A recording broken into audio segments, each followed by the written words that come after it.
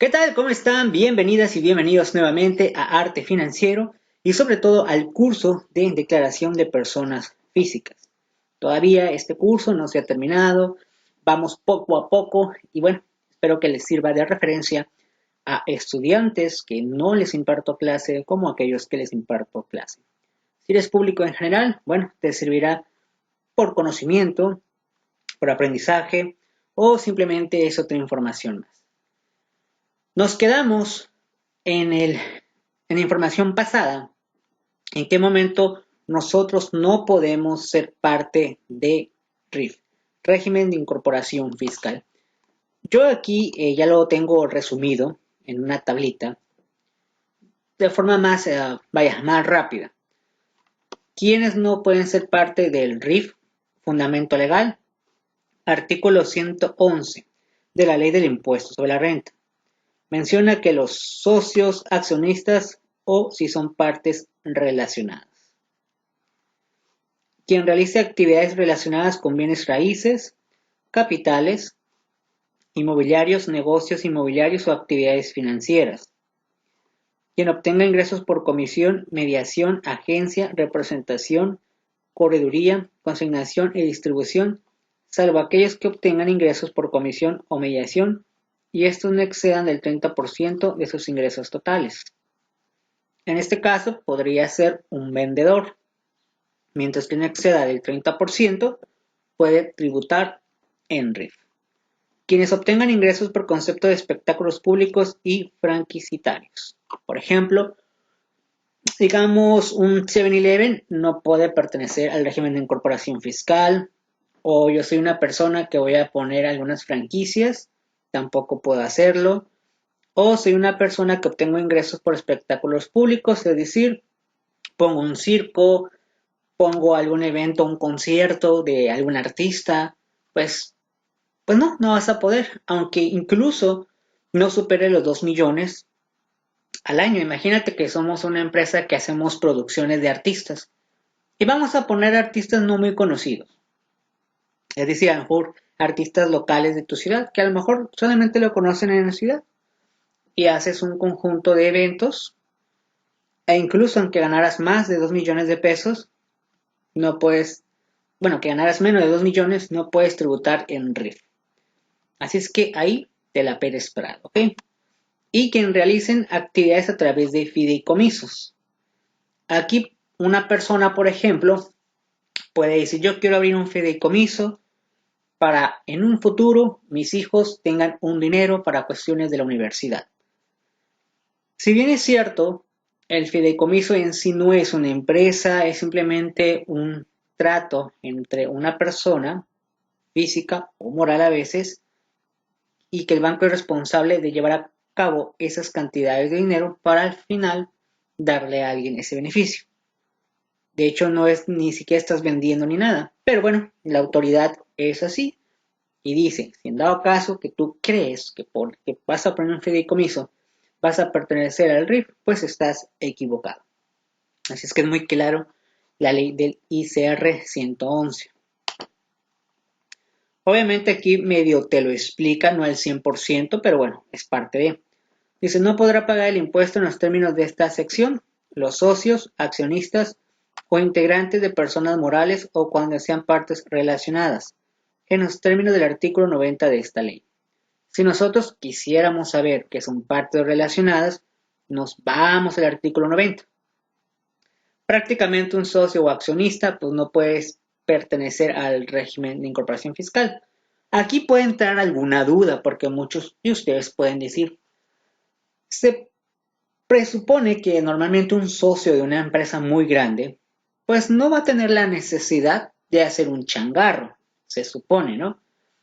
Imagínense que Papá Slim tiene diferentes socios y que de repente Papá Slim diga, pues tengo ganas de poner un changarrito. Quiero poner un changarro de arreglar zapatos. Nada más quiero arreglar zapatos, es lo único que quiero poner. Algo extra más lo que ya sabemos que es dueño, ¿no? Junto con otros socios.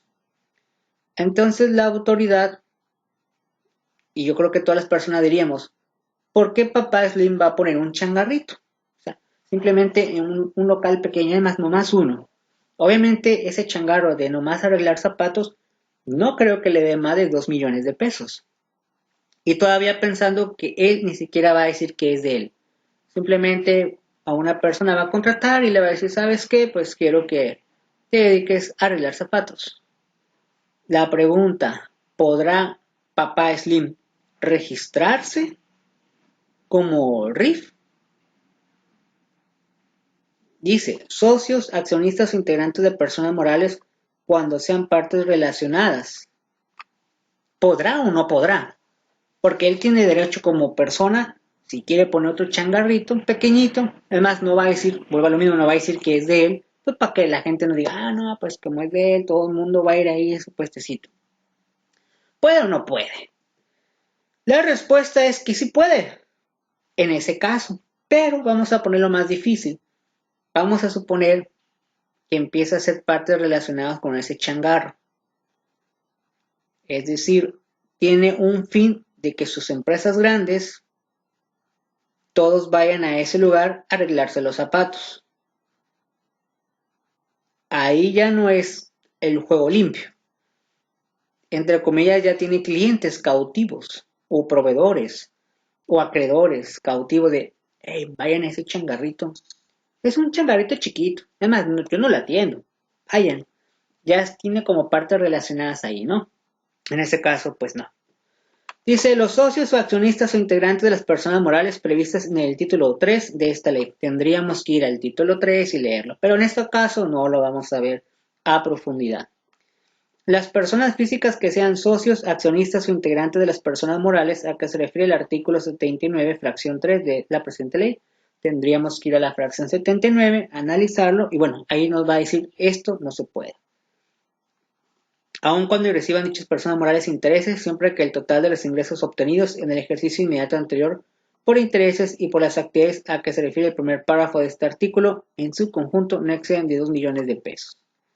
Los socios, accionistas o integrantes de asociaciones deportivas que tributen en términos del título 2 de esta ley, siempre que no perciban ingresos de las personas morales a las que pertenezcan.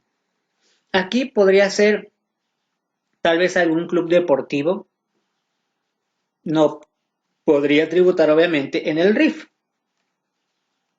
Luego, el siguiente. Para los efectos de esta fracción, se considera que no hay vinculación entre cónyuges o personas con quien se tenga relación de parentesco en los términos de la legislación civil, siempre que no exista una relación comercial o influencia de negocios que derive en algún beneficio económico. Entonces, aquí normalmente la autoridad sí quiere limitar que una persona tenga un negocio y que el otro sea un cónyuge también. Vamos a poner un escenario.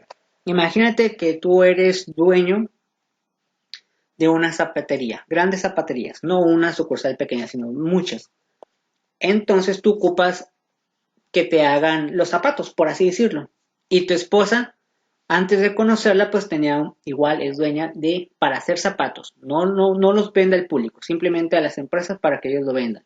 En ese caso, si yo me caso con ella, quieras o no, hay una relación consanguínea, ¿verdad? Que yo sé que al final eso que tiene que ver, pero bueno, la autoridad lo pone ahí como un tope. Ustedes están casados. Eso es un negocio desleal hacia otros negocios que existen. Entonces ahí pues no se va a valer, ¿verdad? Que uno de los dos haga, yo no le llamaría trampa, yo le llamaría, al final eso es negocio, pero bueno, la autoridad quiere limitarnos hasta eso, el que tengamos relaciones consanguíneas para hacer negocios. Pero digo, al final de cuentas en los negocios, ¿qué va a importar, no? Pero bueno, la autoridad a veces es muy celosa de eso. En cambio, puede ser que yo conozca a la señora, pero nunca me haya casado con ella. En este caso, la autoridad dice, no pasa nada. Digamos que el negocio es real. No hay, como no hay esos consanguíneos, como igual te puede dejar de proveer la mercancía o igual tú le puedes dejar de comprar. Más sin embargo, cuando son negocios consanguíneos o que el hermano, en este caso pone el esposo, pero hay en otros lugares que les pone incluso que si hay relación de hermanos o de papá, hijo. O sea, se me hace algo muy tonto por parte de la autoridad querer restringir que entre, pues ahora sí que familia hagan negocios, independientes de las actividades, pero se junten. A otra cosa es muy diferente que todo el negocio sean repartido en diferentes familias. Después dicen, los contribuyentes que realicen actividades relacionadas en bienes raíces, capitales inmobiliarios, negocios inmobiliarios o actividades financieras, salvo tratándose de aquellos que únicamente obtengan ingresos por la realización de actos de promoción o demostración personalizada a clientes de personas físicas para la compra o venta de casas, habitación o vivienda. Y dichos clientes también sean personas físicas que no realicen actos de construcción, desarrollo, remodelación, mejora o venta de las casas de habitación o vivienda. Entonces, en este caso son, por ejemplo, instituciones que se dedican a bienes raíces, pues eso, pues no. Tienes que ser en otro régimen, ¿no? Las personas físicas que obtengan ingresos a que se refiere este capítulo por concepto de comisión, mediación, agencia, representación, correduría, consignación y distribución, salvo tratándose de aquellas personas que perciban ingresos por concepto de mediación o comisión y no excedan el 30%, que es el que habíamos visto, por ejemplo, un vendedor. Después, las personas físicas que obtengan ingresos a que se refiere el capítulo por concepto de espectáculos públicos y franquiciatarios, que ya también lo habíamos dicho, ¿no? Los contribuyentes que realicen actividades a través de fideicomiso o asociación en participación. Esto de asociación en participación es una modalidad para hacer un negocio. La mayoría no lo utilizan. En asociación en participación es simplemente por medio de un contrato. ¿Sí? Todas las partes lo hacen y pueden formar una empresa. Claro, más los demás requisitos que siempre la ley te va a poner, ¿no? Este sería en la cuestión. Después, aquí vimos algunos ejemplos. Esto no es necesario, pero ya lo vimos. Beneficios del RIF. ¿Qué beneficios tiene estar en el régimen de incorporación fiscal? Aquellos que pues tienen la dicha de estar ahí. Que la mayoría, ¿quiénes son? Aquellos que no tienen y no ocupan un título profesional y normalmente conocidos como changarritos, ¿no? Persona física, es decir, un individuo. ¿Que puede tener trabajadores? Por supuesto que sí. El primer beneficio es, puedes facturar y por tanto venderle a empresas grandes. El hecho de que tú seas un changarrito pequeñito no exime de que tú le puedas vender a empresas grandes. Sigamos con el ejemplo de la zapatería, que bueno, más bien el lugar que arregla zapatos. Imagínate, es un changarrito que está a lo mejor en una esquina y pues mucha gente va a arreglar sus zapatos ahí o les hacen zapatos a la medida. Imagínate un negocio grande que vea el changarro, vea que esta persona pues la verdad atiende muy bien a sus clientes y le dice, oye, me gustaría que me hicieras zapatos especiales para mis trabajadores. Ah, ok, está bien. ¿Cuántos son? Son 200 empleados. Cada empleado pues tiene 2 pies, entonces sácale las cuentas, ¿cuánto me lo dejarías, no? Entonces, como es una empresa muy grande, lo más probable es que le va a decir, oye, pero yo requiero factura, soy una empresa grande, mira, soy la empresa tal, pues ya la persona, si está registrada ante el RIF, pues le va a convenir, obviamente, ¿no? Pero sí se puede. Ahora, si es una persona que dice, bueno, pues yo soy una persona que vive en un departamento, quiero que me arreglen mis zapatos, no necesariamente ocupa factura, entonces también lo puedes hacer. Después, no presentarán declaraciones anuales. Los del RIF no presentan declaraciones anuales, como las empresas grandes. Ellos no están obligados a hacer eso por ningún motivo. Por lo menos hasta la fecha de este curso, la autoridad no ha dicho, hey, estás obligado. Tampoco están obligados a entregar informativas, siempre que usen el sistema de mis cuentas. Mis cuentas es como un sistema donde tú puedes llevar, podemos decir, toda la información para que la autoridad vea tu. No es una declaración, pero que vea la información. Ya pone como referencia, si en el 2013 tributabas en RG o RI y terminaste como pérdida, podrás en 2014 y años siguientes acreditarlas. Pero estos ya no aplicarán últimamente porque pues ya pasó mucho tiempo. Después, presentan declaraciones cada 2 meses. Es decir, marzo, mayo, julio, septiembre, noviembre y enero. Cada 2 meses presentan la información. No le llamaría yo a declaraciones, pero bueno, de alguna manera, pues le dices a la autoridad, ah, mira, tengo esto en estos 2 meses, tengo esto en estos 2 meses. Y una de las más importantes, entre comillas, no se pagarán impuestos durante el primer año. ICR, IVA y IEPS. salvo que trasladen el impuesto. No es necesario que tú lo pagues, solamente en algunas ocasiones. Esto que está aquí, legalmente, pues está acá. Los contribuyentes a que se refiere este artículo calcularán y enterarán el impuesto en forma bimestral, ya lo habíamos comentado, el cual tendrá el carácter de pago definitivo a más tardar el día 17 de los meses de marzo, mayo, julio, septiembre, noviembre y enero del año siguiente. Es decir, cada 17 de 2 meses es la fecha más tardar que tienes que pagar. Si tú no pagas, ya sabes que traes consecuencia parecida a los bancos, ¿no? Mediante declaración que presentarán a través de los sistemas que disponga el SAT en su página de internet, entre ellos el hacer la información en mis cuentas podría ser. Para estos efectos, la utilidad fiscal del bimestre de que se trate se determinará restando de la totalidad de los ingresos a que se refiere este artículo obtenido en dicho bimestre, en efectivo, es decir, en dinero, en bienes o en servicios. Las deducciones autorizadas en ley que sean estrictamente indispensables para la obtención de los ingresos a que se refiere esta sección, así como los gastos efectivamente realizados en el mismo periodo para la adquisición de activos, gastos y cargos diferidos, y la participación de los trabajadores en las utilidades de las empresas pagadas en el ejercicio en los términos del artículo 123 de la Constitución de los Estados Unidos mexicanos. Entonces, prácticamente en este párrafo te menciona la forma de calcular utilidad menos deducciones. Obviamente ahí debe de ser implícito también si tienes trabajadores, todo lo que hayas gastado, en fin, prácticamente tienes que decirles a todo lo que haces. Y en base a esa información, pues tú presentarás ciertos impuestos que tendrás que pagar o que estarás exento, ¿no? Dice, cuando los ingresos percibidos sean inferiores a las deducciones del periodo que correspondan, los contribuyentes deberán considerar la diferencia que resulte entre ambos conceptos como deducibles en los periodos siguientes. Entonces, las deducciones que están, digamos, pendientes las puedes utilizar en otro ciclo. Y ya para terminar este parrafito, dice, para los efectos de la participación de los trabajadores en las utilidades de las empresas, en términos de esta sección, la renta gravable a que se refiere los artículos 123, fracción 9, inciso de la Constitución, 120 y 127, fracción 2 de la Ley de Trabajo, será la utilidad fiscal que resulte de la suma de las utilidades fiscales obtenidas en cada bimestre del ejercicio. Para los efectos del 122 de la Ley Federal de Trabajo, el plazo para el reparto de las utilidades en los trabajadores debe efectuarse dentro de los 60 días siguientes a la fecha en que debe presentarse en los términos del 112 de esta ley, la declaración correspondiente al sexto bimestre del ejercicio de que se trate. Entonces, legalmente, las empresas pequeñitas, las mejor conocidas como changarros, a pesar de que son empresas pequeñitas y a lo mejor no ganan muchísimo dinero, es decir, no ganan más de 2 millones de pesos al año y tienen trabajadores, pues sí están obligados a pagar el famoso utilidades, el famoso reparto de utilidades. La mayoría de las personas piensa que son empresas grandes, es decir, tú ves una empresa grande y dices, no, está obligada.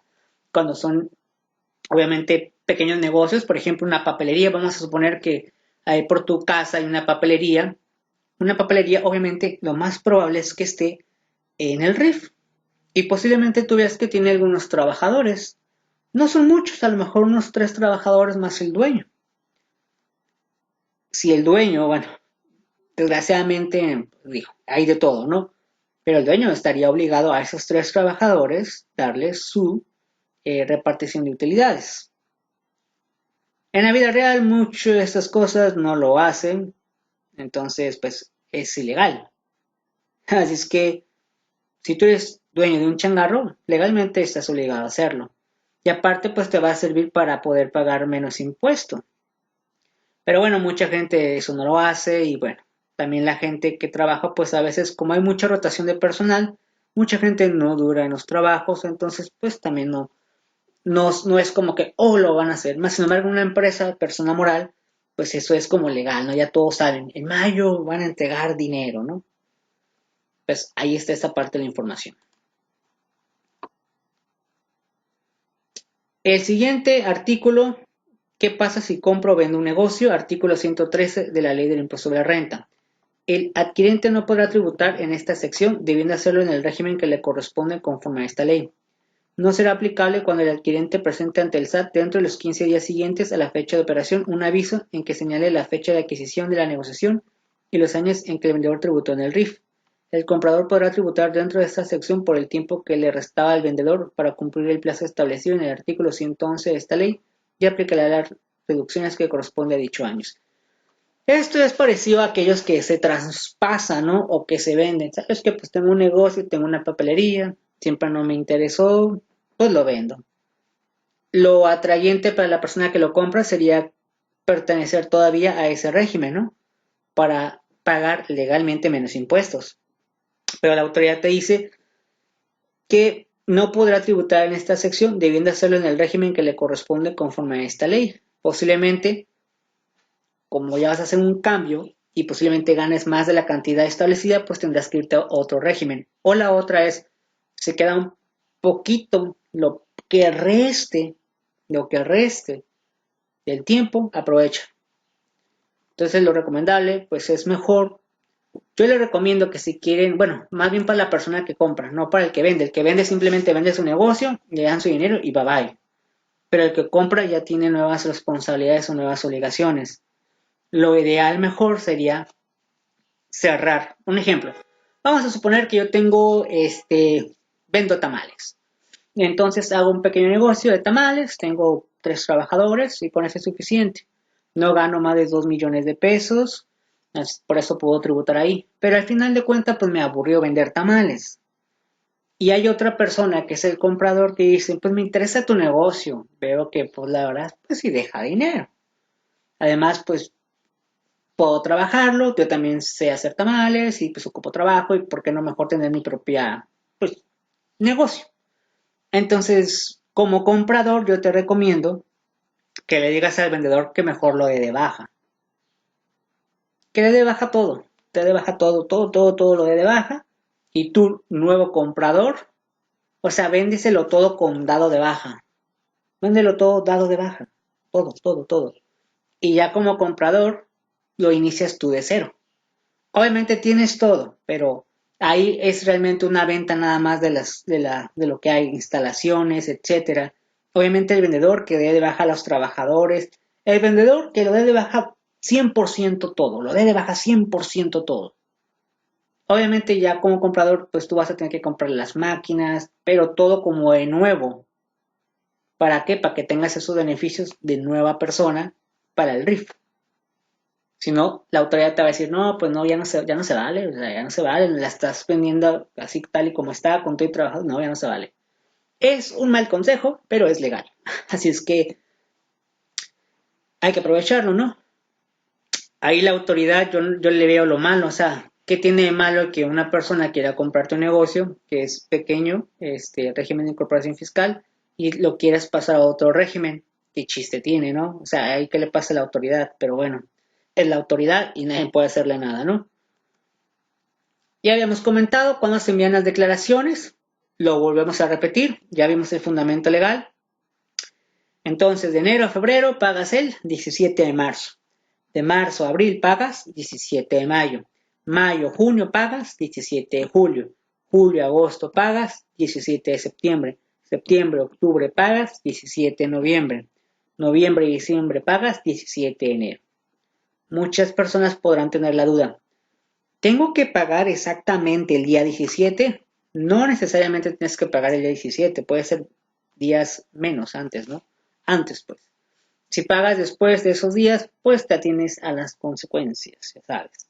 La autoridad no perdona.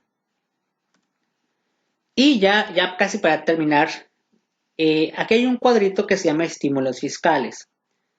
Vamos a leer este cuadro de estímulos fiscales y vamos a explicar, porque cuando surgió esto del RIF, era algo novedoso en su momento, pues dijo, la autoridad, lo que quiere la autoridad es que todo el mundo pague impuestos, bueno, todo el país en este caso, ¿no? Porque a él le conviene, ¿verdad? Se supone que ya lo habíamos visto al principio que los impuestos es la finalidad para que todos también tengamos servicios, seguridad, en fin, todo lo que conlleva tener una ciudad.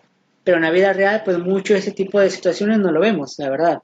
Cuánta inseguridad existe, hoy en día problemas que en los hospitales no tienen medicamentos, etcétera. Entonces la cuestión es, hey, autoridad, todos te pagan impuestos por cualquier motivo y tú no vemos. Al contrario, te pones a rifar un pseudoavión que siempre no lo vas a rifar y cómo está ese show, ¿no? En su momento el estímulo fiscal era este. Dice, el ICR será pagando gradualmente aplicando los descuentos de esta tabla según el año que corresponda. En su momento esto lo pusieron como algo atractivo, porque muchos contribuyentes decían, no, pues qué chiste, al final tú quieres que paguemos impuestos. Entonces la autoridad se quiso ver muy buena onda, muy buen motivador y dijo, vamos a hacer una cosa, todas las personas que ya sabemos que menos de 2 millones ganen, ¿qué les parece si el primer año de operaciones no pagan el impuesto de ICR? No lo pagan. Así es que pues tienes una gran ventaja, no lo vas a pagar el primer año. Solamente el 100% se exenta, es decir, no pagas. Después, en el 2, solamente vas a pagar el 10%, el descuento realmente es el 90%, y cada año pues iba disminuyendo. Entonces, en el tercer año pues ya no vas a pagar el 80% y así sucesivamente. 3 años, 4 años, 5 años, y vas pasando la vida. Ya hasta que llegues al 10º, pues ¿qué crees? Ya me vas a pagar el 90% de los impuestos. Solamente te descontaré el 10%. ¿Suena atractivo? Sí, suena atractivo a los primeros años. Los primeros 3 años suena atractivo, ¿no? Obviamente mucha gente pensó maquiavélicamente mal y dijo, bueno, duró 3 años, cierro, lo vuelvo a abrir, misma actividad y otra vez empieza de cero. Obviamente si tú lo pensaste así, te la Pérez Prado. El SAT no es tonto, tiene candado. Así es que si lo pensaste de esta manera, te la Pérez Prado. Entonces, al final de cuentas, también la autoridad, igual, si te excede 2 millones, ¿qué crees? De la Pérez Prado, ya esa tablita ya no sirve. O sea, obviamente la autoridad no es tonta y puso muchos candados porque alguien podría pensar lo que les acabo de decir. Y pues para muchos fue como atractivo, ¿no? Así como que, bueno, los que ya tenían experiencia dijeron, bueno, pues está bien. Pero los que no, pues el SAT se los vendió muy bonito. ¡Ey, el primer año no vas a pagar! Y todas las personas bien entusiasmadas, sí, no voy a pagar impuestos. Pero, oh, sorpresa, por ahí muchos se excedieron y más de 2 millones ganaban. Hay ciertos lineamientos para mantener este cuadrito y la mayoría la regó. ¿Qué crees? Ya pagarás impuestos. ¿Por qué? Porque muchos no sabían y el SAT nomás ponía esta promoción o publicidad. Hey, nomás es esto, un año, 100%. O sea, le dijo lo bonito, pero no le dijo las reglas, ¿verdad? Para poder tener este control de esta tablita hasta el 10º año. Y por eso muchos hoy en día ya esta tablita ni les aplica, porque fueron muy pocos cuidadosos, digamos. La regaron en muchas cosas que la autoridad dijo, uy, hiciste eso, ¿y qué crees? Ya se anula esta promoción. Sigue participando porque ya no vas a poder. Entonces, este es el estímulo fiscal que en su momento lo hizo la autoridad para que la gente realmente pagara impuestos. El objetivo es que la gente pague impuestos y no estés así nomás vendiendo sin pagar impuestos. ¿Tiene sus ventajas pagar impuestos? Por supuesto que sí tiene. Como también tiene sus ventajas que, bueno, le estás regalando dinero prácticamente al SAT, sin el SAT mover nada. Es decir, todas las personas que pagan impuestos estamos manteniendo a ellos. Desgraciadamente ellos no lo retribuyen en la vida normal o no lo vemos. Por eso vemos que personas que supuestamente funcionarios se quedan dinero, no vemos que hagan algo en las calles, la seguridad, la educación, todo eso, ¿no? Pero eso ya sería otro tema de dónde realmente está el dinero. Pero eso sería otro tema. Esto también viene fundamentado entre el artículo 111 al 113. Entonces, aquí están algunas tablas que se utilizan y aquí está, ¿no? El impuesto se determina, se podrá disminuir conforme a los porcentajes y de acuerdo al promedio de años que tenga tributando en el régimen previsto de esta sección. Y pues aquí está la misma tablita que tenemos, ¿no?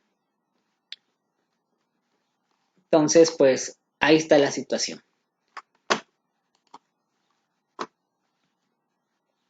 Bueno, esta parte la vamos a dejar para otra información, referente ahora al IVA y al IEPS, porque mucha gente también pensó, ¡oh, qué suave! No voy a pagar ISR y posiblemente no pague otros impuestos, pero el SAT no lo dice. Y un problema que tienen todas las personas, independientemente que tú no tengas negocio, es que la gente piensa, yo no le pago impuestos al SAT porque no tengo negocio. Pero pagas y compras productos en algún centro comercial, te vas de viaje en autobús y ¿qué crees? Diputados y senadores dijeron, sí, cóbrenles impuestos por irse de viaje en autobús. En avión pagas impuesto, aparte de ICR, aparte de IVA, pagas otro impuesto. Que bueno, que se entiende que hay impuestos relacionados con la aeronáutica. Ah, quiero rentar un hotel. Jaja, ¿qué crees? Pagarás impuesto también por rentar un hotel. El impuesto a la habitación. Ya depende en algunos estados. Normalmente es del 3%, en algunos cambia. O sea, para todas partes que tú vayas vas a pagar impuestos y la gente cree que no va a pagar. O yo trabajo para una empresa, soy operador y no pago impuestos. ¿Qué crees? Si lo pagas. Por eso ganas menos. O sea, no te le salvas. Nadie se salva, nadie se salva. Poquito a poquito, pero todos pagan impuestos. Entonces, imagínate la autoridad dice, aparte que me pagas impuestos, porque muchos, ya habíamos visto el ejemplo, de que muchos son trabajadores normales. Es decir, yo tengo un trabajo y pues fines de semana quiero poner un changar. Aún así tienes que pagar impuestos también. Entonces la autoridad, en ese sentido, muy mal, la verdad. Creo que si la autoridad hiciera muy bien las cosas con los impuestos y se viera reflejado en todas las personas, sin excepción, sin discriminación, la gente les puedo asegurar que pagaría impuestos muy feliz. Pero la autoridad no lo hace. Ese es el problema. Y pues a mi punto de vista, sí fue un engaño por parte del SAT, porque muchas personas cuando vieron una tablita dijeron, yo sí, no, yo voy a hacer, ahora sí lo voy a hacer todo legal. Pero muchos, pues muchas de las cláusulas o lineamientos para que esa tablita se mantuviera, pues no lo hicieron. Y en automático perdiste esta promoción. Y es por eso que muchos al final mejor se dieron de baja, no quieren saber nada, o se van a la ilegalidad. ¿Qué es la ilegalidad? Todos los puestos ambulantes que ustedes ven, entre comillas, porque hay que decirlo, están entre la ilegalidad, entre comillas, entre comillas. Muchos dirán, pero ¿cómo es que es entre comillas?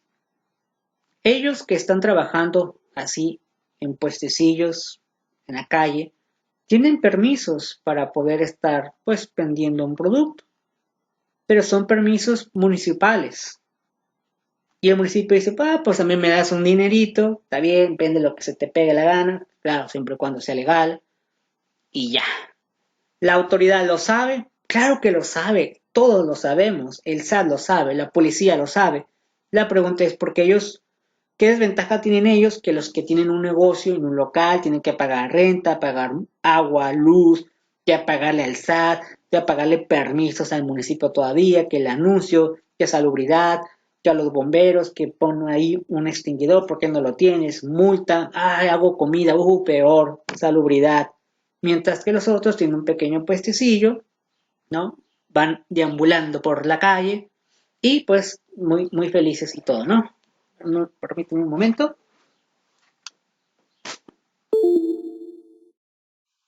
Entonces, ellos qué chiste tienen, ¿no? Pero la autoridad lo sabe, pues claro que lo sabe. Otro ejemplo, ¿cuántas personas que me están viendo en este momento?